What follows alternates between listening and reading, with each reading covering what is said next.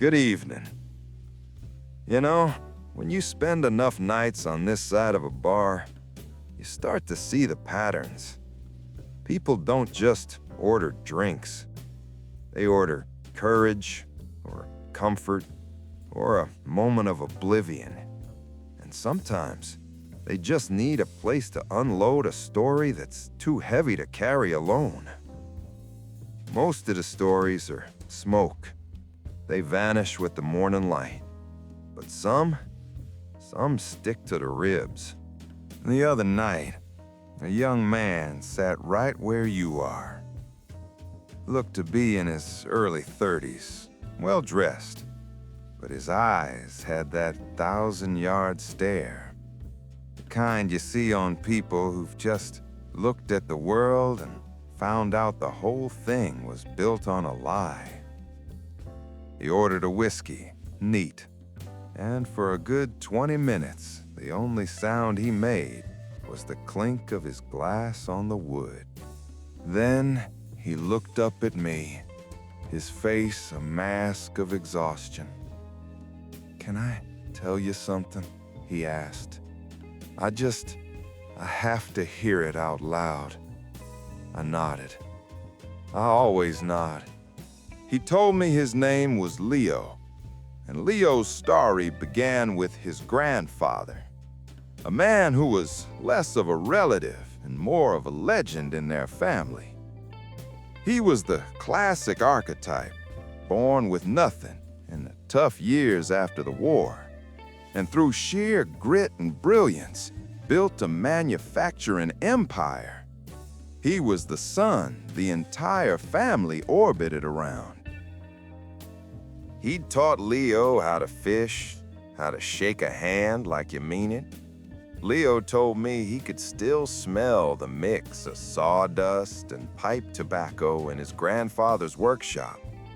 The old man's favorite saying, the one he drilled into Leo from boyhood, was, "A man's name is all he truly owns, son.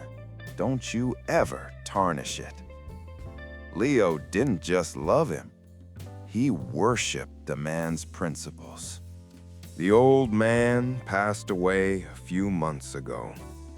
The family was heartbroken, but also secure. The empire he built would take care of him for generations. As the executor of the will, Leo was tasked with sorting through his grandfather's personal effects, especially the old roll-top desk in his study, a piece of furniture that had been the seat of power for 50 years.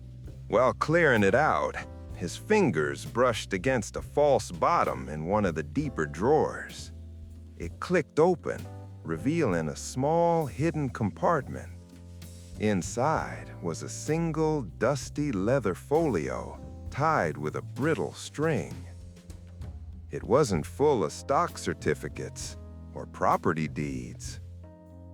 It was full of letters and a few faded photographs.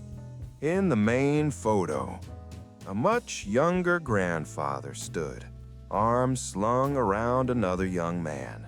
They were both beaming, covered in grease and sawdust, standing proudly in front of a dilapidated workshop. They looked like kings of a tiny, hopeful kingdom. But Leo had never seen this other man before. He untied the string and began to read the letters. They were all from this other man, his grandfather's best friend, and, it turned out, his original business partner. His name was Arthur. The first few letters were electric with hope. Scrawled plans for new machinery, excitement over their first big contract, dreams of the future they would build together. But then, about a year in, the tone began to shift. It grew desperate. Arthur was writing about an argument, about a disagreement over the company's direction. He wrote about his wife's illness and the mountain medical bills. Then came the letter that made Leo's blood run cold. In it, Arthur accused his grandfather of systematically locking him out of the company finances, of changing legal documents behind his back, of mortgaging their shared assets for a new solo venture. "You are leaving my family with nothing, Thomas," he wrote. "You are stealing our future." The final letter was barely legible, written on a torn piece of paper. It was a torrent of rage and heartbreak. It spoke of betrayal, of ruin. It cursed his grandfather's name. And after that, nothing. Silence. Leo told me he just sat there in the quiet study for hours. The air felt thick, suffocating. The portrait of his grandfather on the wall seemed to be mocking him. He reread the letters again and again, trying to find another explanation, a misunderstanding, a youthful folly, surely corrected later. But the finality of that last letter offered no such comfort. The man who taught him that a name was everything had apparently built his own on the ruins of another's. Leo took the letters to his father. He expected denial, outrage, but instead, he was met with a heavy, weary sigh. "Leo," his father said, putting down his glasses, "that was a long time ago. Business was different then. It was ruthless. Your grandfather did what he had to do to ensure this family wouldn't just survive, but thrive. And look at us now. All of this. It's because he was strong enough to make the hard choices. Arthur was a good man, but he wasn't a survivor. Your grandfather was. Let the past stay in the past." But Leo couldn't. The past wasn't the past. It was sitting in his bank account. It was the foundation of the house he grew up in. So he hired a private investigator, a discreet one. He needed to know what happened to Arthur. Part of him, he admitted, was still hoping to find out that Arthur had landed on his feet, that the letters were just a moment of despair. The report came back a week later, and it was worse than he could have imagined. It was a detailed chronicle of a slow-motion collapse. Arthur had lost everything. He fell into a deep depression, lost his house, and died of a heart attack before he was 40. His wife passed away a few years later. They left behind a son. That son, the PI found, had lived a hard life in the shadow of his father's failure. Low-wage jobs, alcoholism, and finally, an early death. But he had 2 children, Arthur's grandchildren, a young woman named Sarah and her younger brother, Jacob. The PI's report included their current details. It read like a case study in quiet desperation. Sarah was working 2 jobs, a waitress by day and a night shift cleaner at an office park, just to keep their tiny apartment and put her brother through community college. Leo said he found her social media profile. It was mostly pictures of her brother's art, full of pride. Not a single complaint about her own exhaustion. Jacob was a gifted artist. His profile was filled with incredible sketches, charcoal portraits that seemed to breathe on the screen. He had the talent for a great career, but not the money to even dream of a real art school. They were good people, Leo said, trapped in a life that should not have been theirs. This is where the real trouble started. The will was being finalized. Leo's portion of the inheritance was substantial, life-changing money. And he made a decision. He couldn't, in good conscience, accept it. He saw it not as his inheritance, but as a debt.